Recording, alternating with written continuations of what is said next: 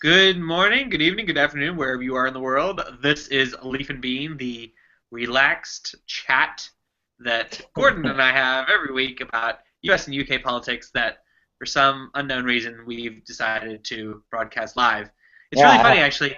We, like, I think I forwarded it to you a couple weeks ago. We got our first, abuse comment on YouTube, nice. Nice. like taking issue with your characterization of Scottish, I don't know, like the Scottish elections or something Oh, like right. that. I didn't know anybody watched it that closely. Gosh. I didn't know anybody watched it at all. Well, Anyway, there we go. this this week there hasn't been that much happening in the way of actually interesting stuff, interesting or useful or helpful stuff happening in the U.S. So we're going to be focusing on looking at the Indian elections that have just happened just this week or have finished this week. We're also going to look forward to the European elections that are happening this coming week. We'll look back at the South African election that happened a couple of weeks back. And then we're also going to be chatting about the upcoming election or vote referendum in Scotland coming up in September.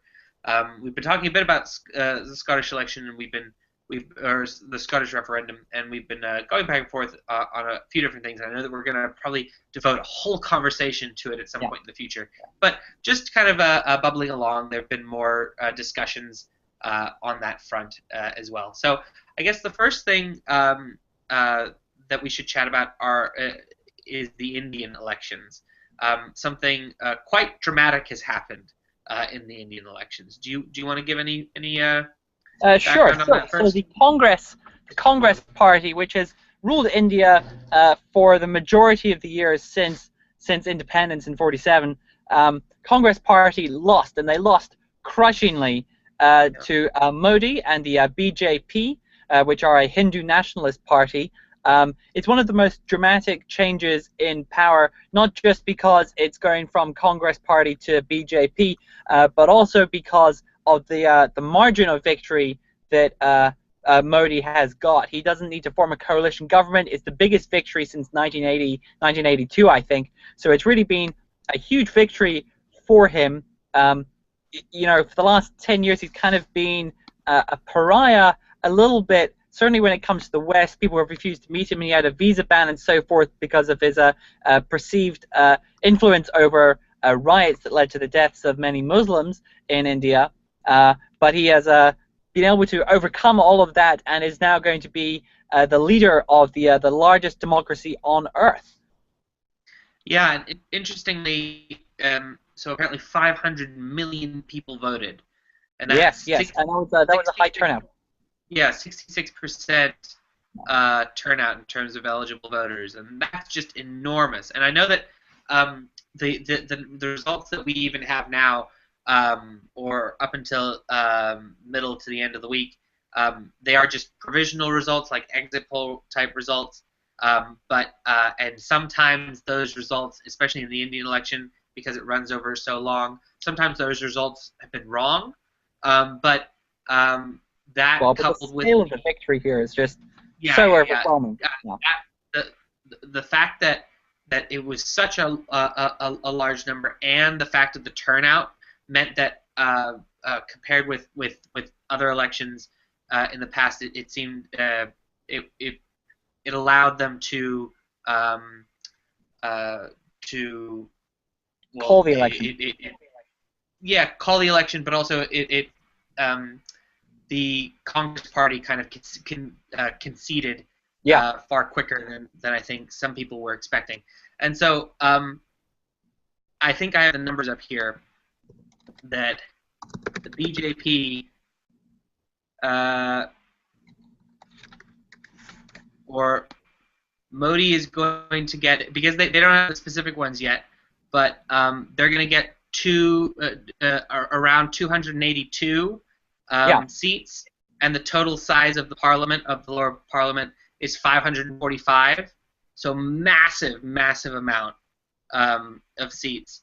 yeah. And he still has to form a government, but he's going to certainly uh, I'm I just mean, he's looking at, facing at, a at, single at the party. There's not breakdown. The going to be BJP no has, coalition.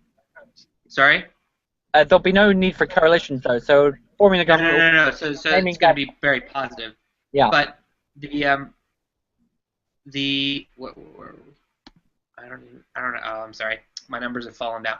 Uh, But the Congress Party has just been felt a huge blow with this. The heir apparent to um, uh, the Gandhis, charged with kind of running for prime minister in this election, has not he wasn't able to connect with very many people, whereas the guy Modi is known for being a very charismatic person.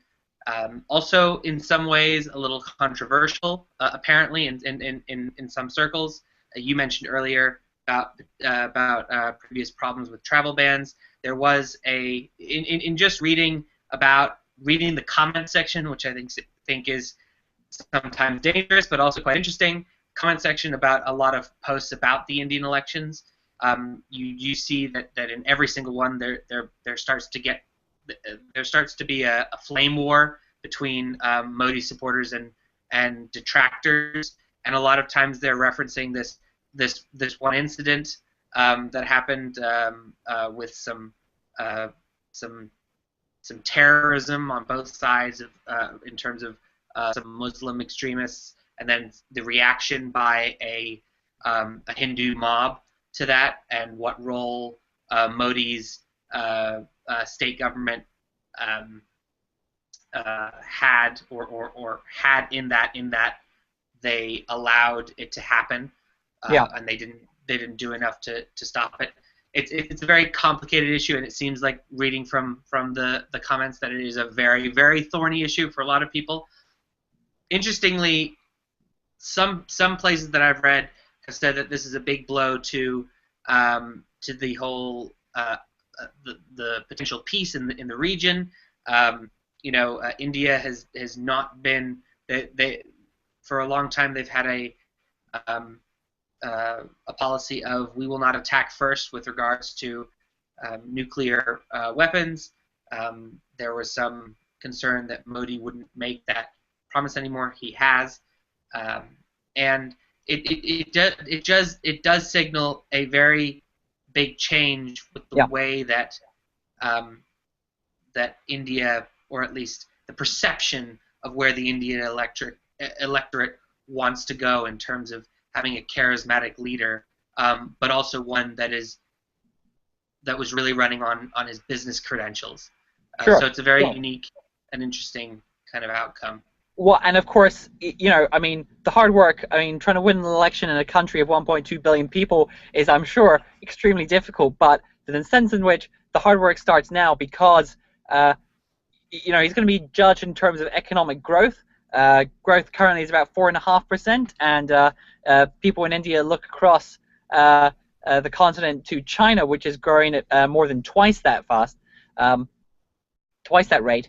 So they're going to be talking about economic growth. They're also going to be talking about India's place in the world, second largest country on earth, by far the largest democracy, and they have almost no presence. They have no pull. Nobody is ever wondering, oh, what's the Prime Minister of India think on this issue? Yeah. The G20, nobody pays particular deference to him compared to, leaders of other countries. I mean, Brazil, much smaller economy, much smaller country, but much more important in terms of, the regional presence and so forth. And India just doesn't have that. And so I think people are also looking to Modi to try and project some level of power on the kind of global stage, which has certainly not been the Congress Party's modus operandi. And you're right, the leadership of the Congress Party need to go away and try and figure out what they're going to do next, whether they actually want to be their leaders or whether they want to give way to a new generation of leadership within the party. It did kind of seem like a kind of was the leadership was passing from one generation of a family to the next generation of the family. The next generation just wasn't that interested in it, or they weren't that passionate, or they didn't have the kind of drive. As you said, when he was campaigning, he had a real difficulty connecting with voters, he needs to decide if he actually wants to be doing this or not, or if Congress Party needs to be taken over by a new guard that doesn't have that doesn't have the cachet of the Gandhi name, but that can appeal to a large number of voters. Yeah, and I think just the wider implications regionally. Um, uh, I've just been reading a couple of different things, and obviously it's not representative, but it seems like there on one side you have arguments like, well, this might make the Kashmir situation a little bit more tense. We haven't been hearing too much about it relatively recently. It's calmed down. So will this reopen tensions in Kashmir? Others, on other sides, say that potentially a long-standing or wide-ranging peace deal with Pakistan might be more possible with someone like Modi in charge, because of the idea that you have a strong leader that is projecting strength, that has the support of the nation in a way that you didn't have before, in terms of the with the Congress Party in control. So ironically, having someone coming from a purportedly Hindu nationalist political party has some people thinking that might actually be a positive thing with making some of course, some developments in that region, in that area. So also economically, a lot of people think, oh, okay, well, or at least one set of people were talking about the fact that you do have the Hindu nationalist element, means that the BJP are regarded usually as a more conservative party, but at the same time very much focused on economics and economic development. Now Modi's record on it has been, it depends on who you talk to, it seems that there's been a lot of growth in his state, but at the same time, infant mortality has remained incredibly high. So what degree of the policies that he's putting in there, what degree are they having an effect? So it's just it is very very interesting to see, and to see how they get on. I think that the world should be paying attention just because it's the world's largest democracy, and it is a nuclear power. But you're right. A lot of times on the international stage, the thought of, ooh, what does the premier of India think about this? That's not really often a statement that one would hear. And so it would be interesting to see that it's clear that a lot of Indians, aside from the failings of the Congress Party, which seem to be not inconsiderable, not inconsiderable as a reason that they lost this, but also a reason that they wanted a new type of representation to give the Indian state a cheerleader in a way that they hadn't had before. And so I think that Modi, a lot of people are saying that his biggest issue is delivering on this stuff, because a lot of people have a lot of faith in him to work a lot of magic. But the Indian stock market was huge, was very, very high at the after the concession by the Congress Party, and so obviously business thinks that this is a good idea or a good move. So we'll have to see what happens. Absolutely. In terms of developing countries and having elections, I guess we should move over to the South African elections, which happened a couple of weeks ago. The ANC, which have been in power continually since the first free elections in '96, I think, the ANC were re-elected, and they were re-elected with about 63% of the vote, down 3 or 4% from 5 years ago. Not much of an impact there. Zuma was re-elected. The scandal over his house and the amount of money and various scandals involving embezzlement apparently not affecting the ANC as much as some analysts had thought it might. So this election's been really interesting for South Africa. yes, the ANC hasn't lost the country by any means. It still has an overwhelming majority, a supermajority by U.S. standards. But what is really interesting is I think that if you do look at some of the lower down parties and how they've fared, because I think this tells you a lot of what has been happening in South Africa, and I think that a lot of what the ANC has been able to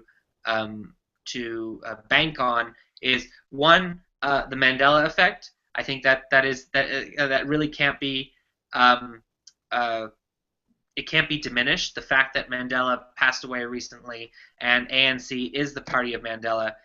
He was the one that led South Africa through a very troubled time that could have plunged them into civil war on a number of different occasions. So right away, the ANC does have that goodwill there, and ironically, the death of Mandela has pushed that more forward, more into the forefront. I think though that also so the official opposition of the ANC is called the DA, the Democratic Alliance. It used to be the Democratic Party, and it merged with a Yeah. few other parties, and so they've always been there, but then below that you had a lot of regional parties. Yeah. The most heavily uh, the most powerful one was called the Ikatha Freedom Party, which is a Zulu nationalist party. And what you did see with this election that I think is very interesting is you saw two things. The first is that these regional parties have gotten really diminished.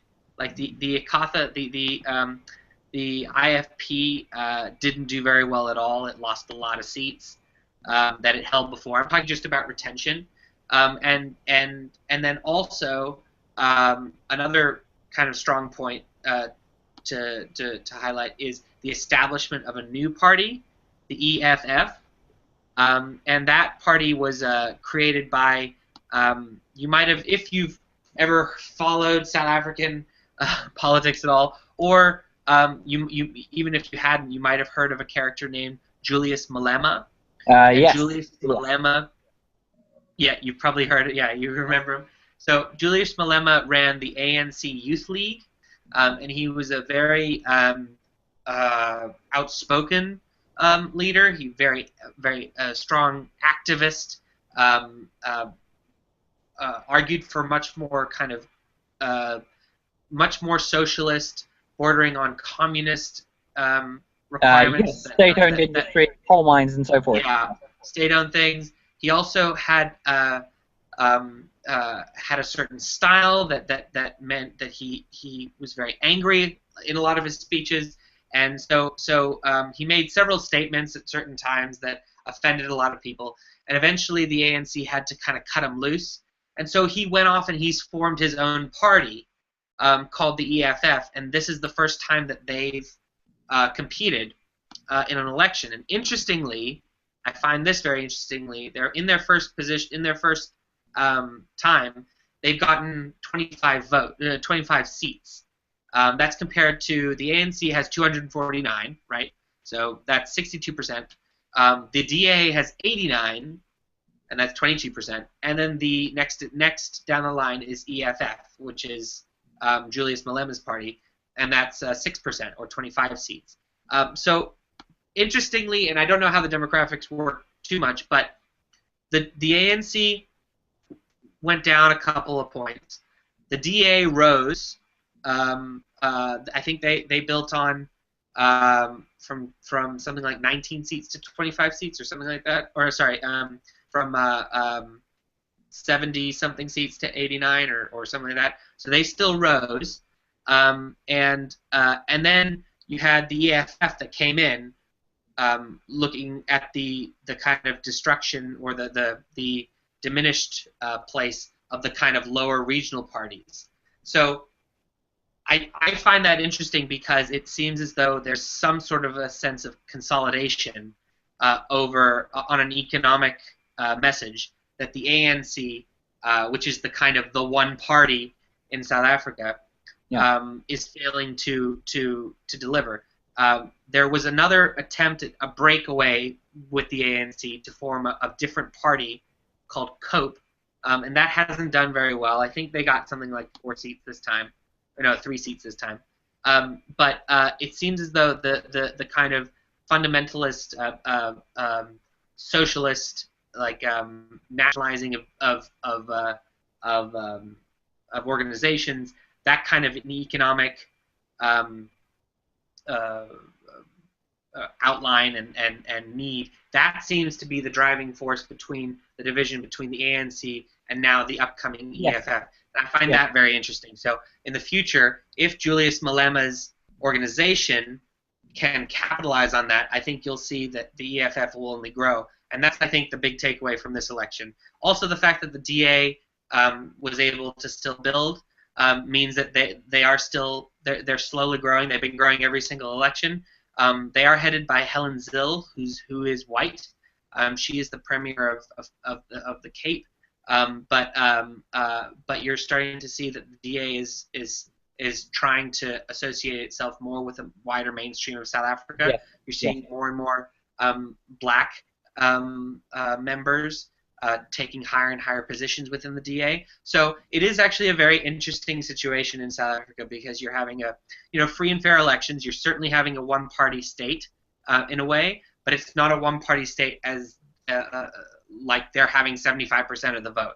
So each time these elections are happening, you're seeing either the ANC having to capitulate and become more kind of either moderate or centrist or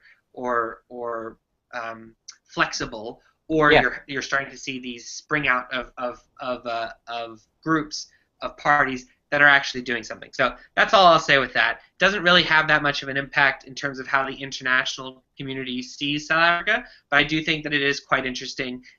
Aside, like the news reports of ANC retains full control, and then that's it. I think there is a little bit more to that people should look into. Yeah. So anyway, I don't know if you wanted to add anything to that. Well, no, I thought that covered most of the bases. I mean, the upset is that the ANC, the accusation is that they just haven't delivered on lots of the basic infrastructure things like water and electricity that they promised 20 years ago or so. And so, you're maybe beginning to see a bit of bite back from that, but not that much in terms of votes. But in terms of, you're right, maybe a more socialist kind of policy stance, maybe you're beginning to see that kind of grow. Yeah. We can move over to the European elections, which are happening this week. In the UK, they're taking place on Thursday, but I don't think there's uniformity across Europe, as there seldom is. Not uniformity across Europe in terms of when the election is, but certainly elections happening in the UK, partly seen as a referendum for the main political parties in Westminster. The SNP are saying that it's kind of a litmus test for how popular they are, is how popular Scottish independence is, and UKIP are trying to say that it's a litmus test or a referendum on the entire European project. So lots of mixed messages are going to be drawn from this vote. The ballot papers, in fact, I received my postal ballot paper last week and I sent it back on Friday. I'm not sure if it's going to get there in time. So the votes are starting to come in, and across Europe, you're seeing lots of different trends happening. We're seeing a dramatic shift in Europe over the last 4 years. 4 years ago, of course, there was the grip of the economic crisis. Greece, Spain, all these countries were receiving bailouts. That's no longer the case. In fact, Greece's credit rating, if you can believe it, was just upgraded a little bit. So you're not seeing that same kind of panic mode, but you are kind of seeing how do you move forward on this. And as ever in parts of the Netherlands, France, and you're seeing talk of shifts towards more far-right parties as well. Interestingly, you're seeing in the Nordic kind of, or the Northern European countries, you are seeing a big shift of much more emphasis on parties that aren't far right or even to the point of UKIP of wanting to remove themselves, but a lot more decreased powers for the EU or increased powers for them in order to either redefine their relationship with the EU or have some control, some increased control on how their money is used, because a lot of them are seeing or perceiving to see the effects of the Northern European money going to helping countries in the South. Yeah. That seems to be a lot of the arguments on a lot of parties in several of the northern countries. I was just reading a report about Denmark. That's quite interesting. There, the party there that's kind of the Eurosceptic party. It's not at all let's get out of Europe party, but it is more that it's saying that they need a few more controls or so I just hadn't seen that before by by parties that weren't far right parties like Yeah. those in France, or the parties like UKIP that have the kind of one issue we want to get out type deal, which is I think quite different, quite interesting. In in this country, Nigel Farage has been everywhere. Yes. Whoever is managing PR for UKIP deserves a gold star because he has been everywhere. Well, they do and they don't. He's been having a pretty mixed time out there. There was a Oh, I'm not. train Yeah, crash yeah. of an interview. I'm sorry, I what? should have clarified. I guess the scheduler, should be awarded a gold star. Sure, sure. I mean, he had a total train crash of an interview, which made him sound quite xenophobic.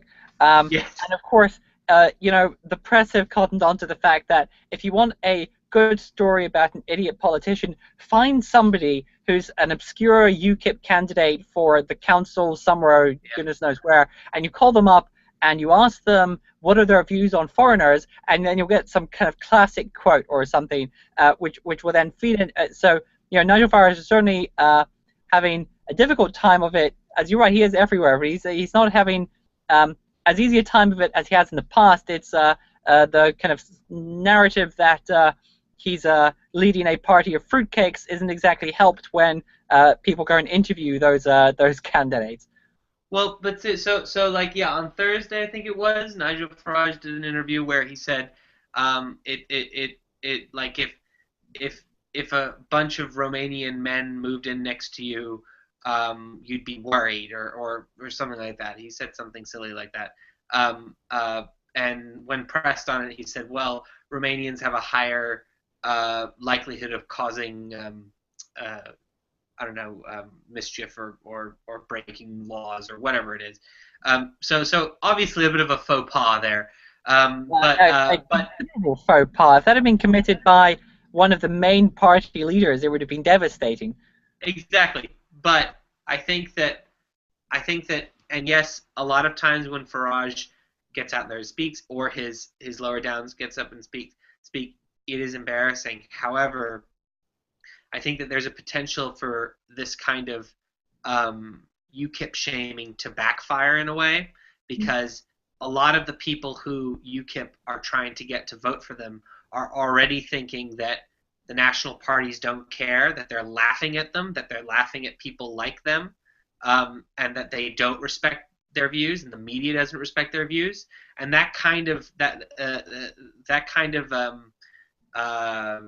I don't know. It runs the risk of fomenting that even more, and I think you are seeing the fact that the idea that even if the UKIP party members are made to look like buffoons, that David Cameron is quite worried about them.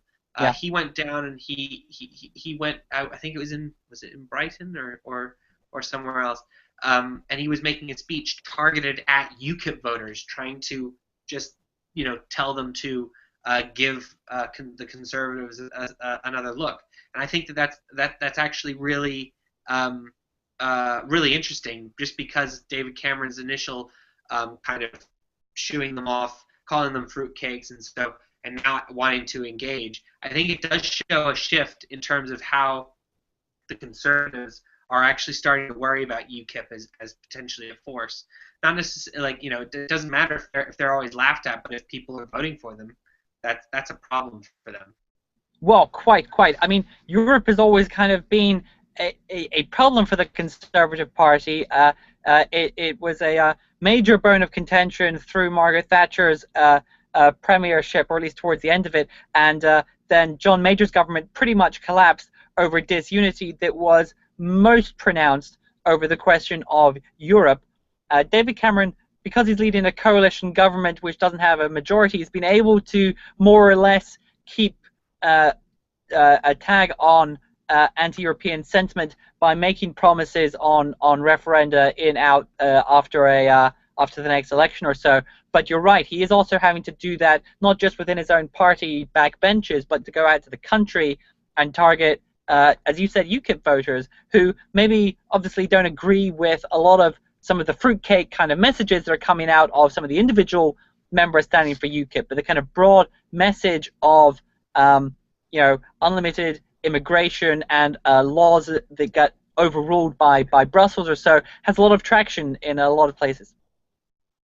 So just looking ahead to the elections, if the UKIP does well, as in they they gain seats, what does that say to you? It says that the main parties are still not doing a good job of reflecting the Euroscepticism that exists fairly broadly in the UK. Or if you're a Liberal Democrat, it says that the leaders aren't doing enough to win the hearts and minds, slightly unfortunate phrase there, but win the people round to being pro-European Union or so. So it basically says that for all the main parties, they have a lot of work to do, and for Nigel Farage, it says that he's made a lot of progress. One word of caution, though, is that UKIP have always beaten expectations when it comes to European parliamentary elections, and then they set the bar quite high, and then maybe they do okay in a few council elections here or there, so, but when it then comes to Westminster elections, they're really nowhere to be seen in terms of getting votes, in terms of getting seats, I'm sorry. In terms of getting votes, sure, they can be the margin of difference between a Conservative victory and a Labour victory in a few constituencies or so, but you're not going to see, I think, a significant number, or you're not going to see an impact 2 years down the road at the next election. You would expect UKIP to do particularly well at this election, but you are going to see that. So, and then consequently, what are the stakes in this election for the Liberal Democrats? And correct me if I'm wrong, are there no Liberal Democrat MEPs at the moment? Well, there are actually several Liberal Democrat MEPs, but as I understand it, their internal party projections currently suggest that in England, at any rate, they could lose all of their current MEPs. That would be particularly. What does that mean? Yeah, and what does it also mean just about what you were saying before about the Lib Dems winning the hearts and minds? So yeah, just paint a picture. What does it mean if the Lib Dems have no one? Well, there are two narratives here. The first narrative is a more general point about the Lib Dems. They took an enormous kicking in the polls when they formed a union with the Conservative Party to govern in a coalition government or so, and in particular when they reneged on their signature policy of no tuition fees for university students. But that was several years ago now, and they really haven't been able to recover from that. In fact, it's been getting worse and worse for them in each successive poll, even as the Conservatives have been doing quite well recently in the polls. So that's one narrative, and the concurrent narrative is that the European Union has becoming more unpopular, and in fact, Nick Clegg made an ill-advised, perhaps, challenge to Nigel Farage. He challenged him to a series of debates, which Nigel Farage then relishly took up, and by most accounts won fairly decisively or so. And those debates, although they were between two party leaders, they were not so much party debates so much as they were debates on the European Union as an idea and Britain's position in it. And it would be fair to say that Nigel Farage won both the debates, and that Nick Clegg really didn't do as well as somebody who's a former member of the European Parliament and the Deputy Prime Minister would have expected to have done. So it says lots of difficulty there. In terms of the Liberal Democrats at the next parliamentary elections, it's still possible they could hold the balance of power between forming a coalition with the Conservatives or Labour Party next time round. And at the moment, Nick Clegg's position looks fairly strong, simply because the entire party is weak, and nobody thinks that replacing leader is somehow going to change that. Okay, so now I guess moving on to the Scottish, the news this week about the Scottish referendum that might have a bearing on what you just said about the balance of power in the Westminster election. So we heard this week from one of the members of the House of Lords, and who was responsible. I think it was this Scottish Lord or something like that, or the I don't know, had some reason to say this, and he was saying that if the Scottish vote yes, the Scottish referendum goes yes, then Scottish MPs should not take their seat at during the next Parliament. And even though the next parliamentary elections are in March of 2015, and actual independence would not be would not actually happen until 2016. And the reasons for that, he claimed, was that Scotland would become a what was the word they used, like a new protectorate that was granted independence, and would not have any right to the United Kingdom's resources, such as the Bank of England, the BBC, or being having a seat in Parliament. He kind of likened it to the granting of independence to Canada. Or he didn't use that as an example, but so as a matter of constitutionally, what does that tell you in terms of the fact that these discussions, one, are already starting to happen, and two, the nature of them? Well, actually, I have to go around and say actually quite the opposite. I mean, you're right. They are starting to happen. Up until now, you've really only had the SNP narrative of how the actual mechanics of independence will work, period of debate, the separation of debt, an actual day of independence, and so forth. And you really haven't seen a plan come out of Westminster. And part of that is because the polls up until fairly recently never suggested that it was a realistic possibility that Scotland would vote for independence. And part of that was because they didn't want to get sucked into a debate on the mechanics of independence, because if you're then having a debate about the mechanics, then it maybe seems more attainable, and you're not talking about broader issues such as, will the economy be better, is it a good idea, and so forth. And so there's a double-edged sword there. Plus, of course, every time somebody in Westminster says, hey, Scottish independence may not be, there's this problem with Scottish independence, Alex Salmond comes out and says, hey, this is another example of England bullying the Scots and trying to tell us what to do. And you saw after the debate after currency, Alex Salmond came out and said the idea that we won't keep the pound is just another example of bluster and bullying, and the SNP went up in the polls, or rather the Yes campaign went up in the polls. So so there are two reasons why that discussion is only vaguely happening now, very quietly, by unimportant members of the House of Lords in speeches that nobody was paying attention to, and certainly nobody would have paid attention to if it wasn't this silly season when the MPs are all on holiday. So that's kind of an answer to your question. Sure, you're right. The mechanics of independence are not worked out. There will be messiness. Yes, we've had the SNP and the Yes campaigns plan for how it would flow, but the fact is that's only obviously one side of the equation. You've got the other side of the equation. So how it actually works is quite messy. It's not obvious to me that if members of Parliament are elected in 2015, that there would be any mechanism to stop them participating in voting, carrying out business in Westminster before a date of independence. So I'm not quite sure how that would work, except to, so and or what the Lord was getting at there, except to say that perhaps his point was that Labour, if they were to win the next election, would be doing it dependent on Scottish MPs, and it's entirely plausible that you would have a Labour government that was elected until independence. They lose 30 MPs, 40 MPs, Yeah. and suddenly the Conservatives are the largest party, and so then they take over. It could be very messy for England. So you're going to, and the rest of UK. So yes, if the polls stay narrow and if they continue narrowing, then you're going to see more people wondering that. I rather feel like the Lord. I haven't read his speech, but from what you said, it sounds more like he was kind of thinking out loud or wondering or putting a question or whatever, rather than stating government policy or so. No. Because the policy hasn't been worked out, or if it has been worked out, it certainly hasn't been made public.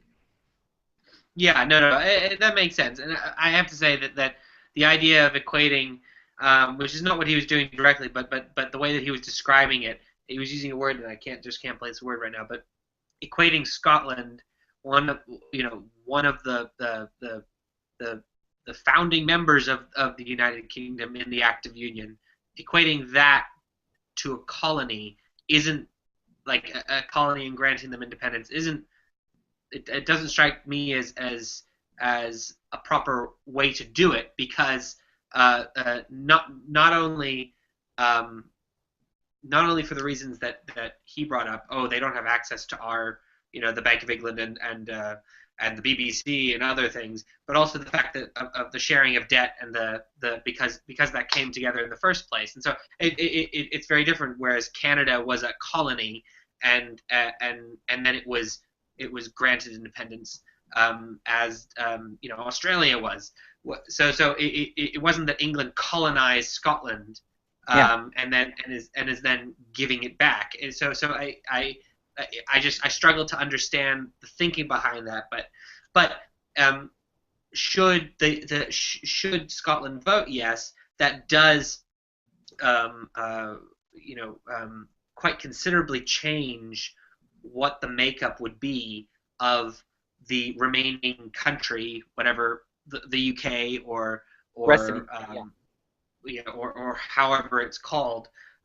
It does very much change the nature of the political makeup. How do you think? How does that change things in terms of, especially for a party like the Liberal Democrats? I know this is assuming a lot, but do you think that, do you think that politics turns more rightward in UK? By UK, I'm just referring to the rest of the UK with sans Scotland. Do you think politics turns more rightward, or do you think other things happen? Well, in the electorate in England is certainly to the right of the electorate in Scotland, and so the parties will feel a very strong force to move to the right. Labour, Liberals, but even yes, the Conservatives further to the right. But at the same time, it's going to be very difficult for Labour because a lot of their Labour heartland in the north of England are going to resist any kind of rightward shift very strongly. For them, Tony Blair was much too far to the right, so they're going to be resisting that, which is going to make it very difficult for a new rest of UK Labour Party to adjust. Similarly, for the Liberal Democrats, although if they've been completely annihilated in the European elections, it may be easier for them to rebuild if they have not much of an infrastructure left to be taken down. And the Conservatives, you're right, the Conservatives are the people who most, as a political party, the ones who most obviously benefit from independence. And most elections over the last few decades, if Scotland hadn't been there, Labour would have lost crushingly and the Conservatives would have been in there. Nobody expects, of course, that Scottish independence will lead to single-party rule indefinitely in England. But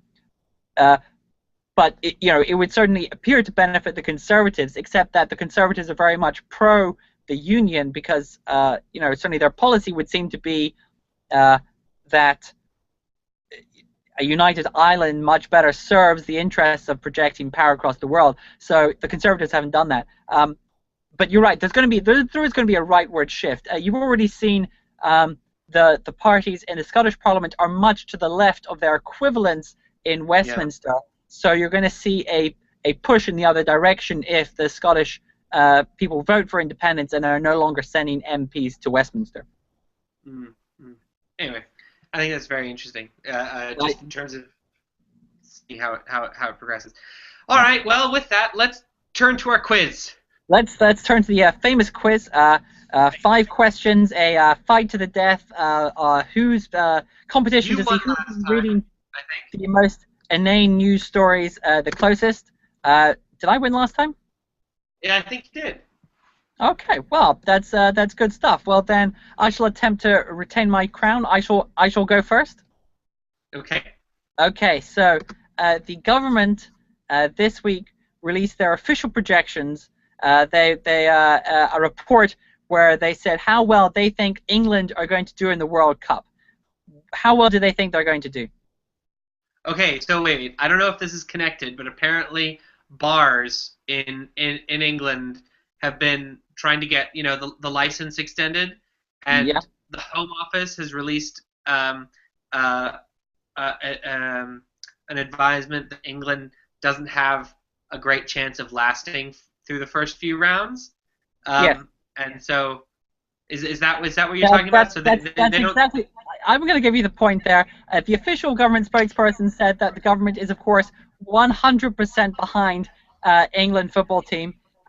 But their official report said that there's only an 11% chance of England getting to the semi-finals. So perhaps a bit of a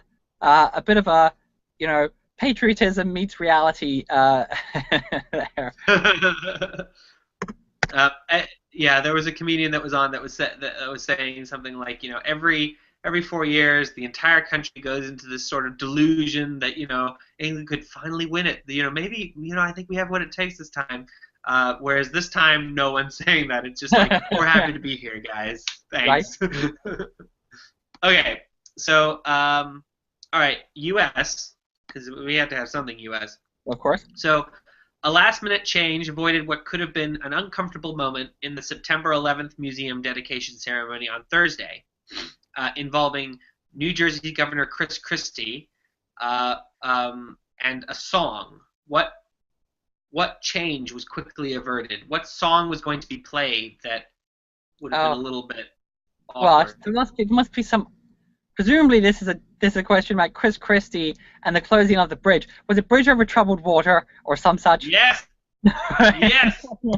Following, so the original program for the ceremony had Christie's remarks followed by Idina Menzel's performance of the song of Bridge Over Troubled Water. Wait, really? Gosh. And so they've changed. Classic. Um, okay, so new data released this week showed that the United States has become the largest market on Earth for wine, overtaking France as the largest consumers. Of course, France still consumes more wine per head of population than America. But which country currently consumes the most wine per head of population? It's not France. Which country? Okay, so you're saying that France consumes more per head of population than America, but Yes, not the most per head but of not the most. population. Not the most. Yes. Per head of population. This is it a normal country, or is it No, no. like the guy on the little old turrets in the middle of the sea? Well, it is a country recognized by the United Nations, but you're Okay, right. that's Think of all. very small countries. Yes, yeah, I'd imagine. Okay. How about Luxembourg? Luxembourg, nearly. It's the Vatican. Uh, well, actually, that's a good sign. At least they should all be consuming it, right? For communion, I suppose. I suppose you're right. Yes, I suppose. That's fine. Uh, Okay. Back in the States again, during House Judiciary Committee, Representative Joe Garcia obviously didn't realize he was being filmed because he did what on camera? What was he doing? He was at committee meeting. During a House Judiciary Committee meeting Okay. last week, Um, Garcia, Democrat from Florida, did this. So he obviously didn't realize he was on camera. I don't know. Did he swear loudly? I don't know. Nope. He picked his ear, looked at the wax on his finger, and then ate it. Ate it. Yeah. That's classic. Wow, that's something. Uh, wow. Okay. So the Defense Department released this released a document entitled CONAP 8888, which is the U.S. Strategic Command paper for how they would fight what? Aliens. Aliens, nearly right. It's a zombie attack to take over the world. They've worked out everything from how they're going to deploy, how they're going to protect schools and hospitals. They have all the details worked out for in the event that the undead rise and are taking over the earth. Wow, that is awesome. Whoever wrote that just deserves, I don't know, something positive, because that's great. Okay, well they Keeping a lookout for our future. Quite. Okay, so my remaining questions have to do with, you're obviously a proud European citizen. So this is to test your European Union knowledge. Oh, okay. Be proud of your pseudo country, Gordon. Okay. Okay. Okay. So the treaty establishing and I'm gonna give you options. I'm gonna give you like it's a multiple choice one, right? Okay. The treaty establishing the European Economic Community, so the precursor to the EU, happened in which city? Westphalia, Rome, Strasbourg, Brussels, or Versailles? Strasbourg? Nope. Rome. Rome. Really? Treaty of Rome. Yes. Gosh, I didn't know that. I didn't actually know that Italy were originally part of the original EEC. That's interesting. Well, that's okay. what it says. Treaty of Rome. Treaty establishing the European Economic Community. Gosh, okay. Okay, so my question, you got to listen carefully to this, okay? How many spoons does it take to build a gorilla? I'm just looking for a ballpark figure here. How many spoons? How many spoons does it take to build a gorilla?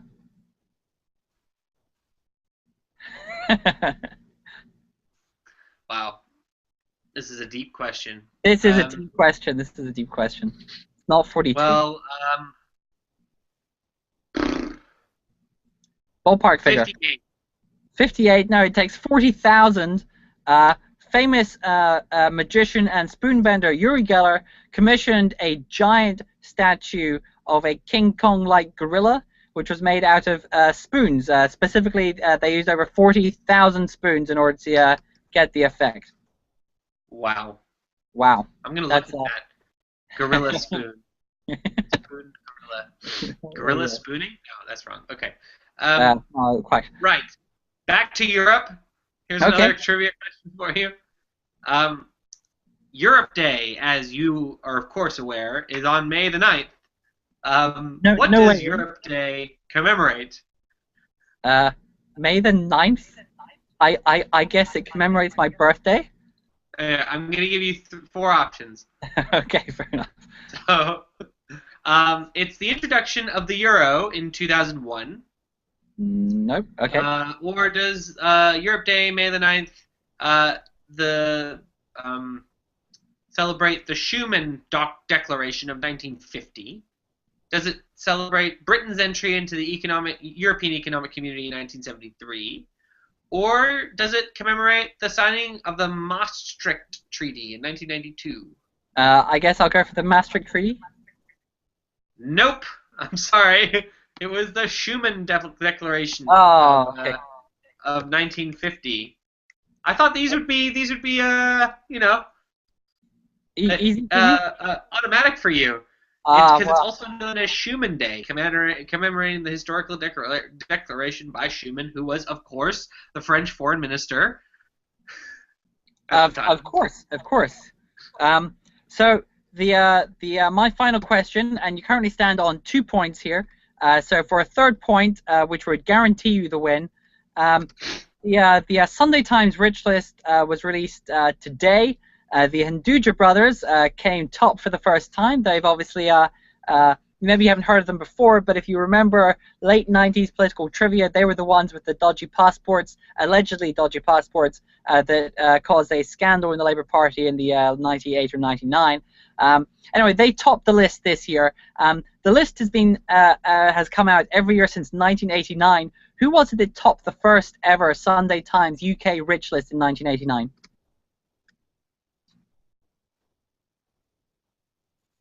It wasn't the Queen. It was the Queen. It was the Queen. Well done. 10 points. I mean, well, 1 point, but well done. So you have one more question to ask, Life but you has have been superseded by ridiculous, silly celebrities. quite. She's now fallen to 285th. Whoa. That's not right. Uh, okay. Okay.